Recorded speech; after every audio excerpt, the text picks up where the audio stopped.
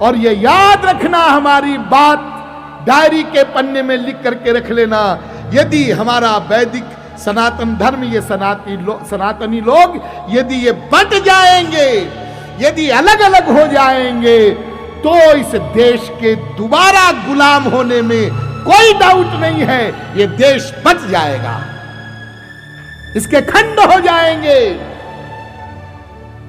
पहले हो चुका है, वो कैसे हुआ था मुझे कहने की जरूरत नहीं।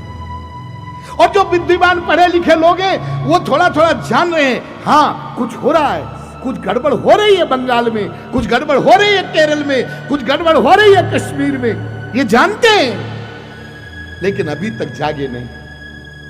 और एक बहुत बड़ी वार्निंग, बहुत ज्यादा समय नहीं लगेगा और तुम्हारी ये जो पुलिस और मिलिट्री और ये सरकार बरकार जो है ना, हाँ ये सब धरी रह जाएगी, कुछ काम नहीं आएगी।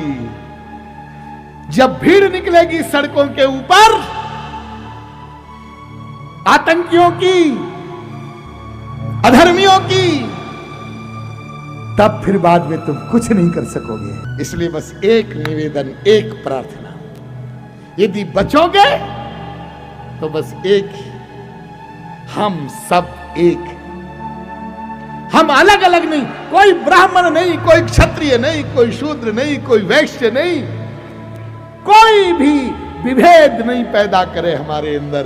हम सब लोग सनातन वैदिक धर्म को मानने, जैन हो, बौद्ध हो, सिख हो, सबके सब हम एक हो करके रहे।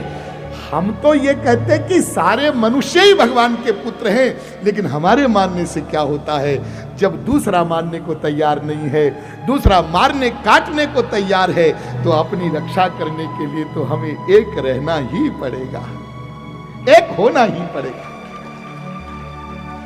इसलिए आप लोगों से हमारी प्रार्थना है, जो जहां जिस स्तर पर है, ये भेदभाव और ये जो लड़ाने की चेष्टा की जा रही है, इस चेष्टा को आप सफल न होने दें।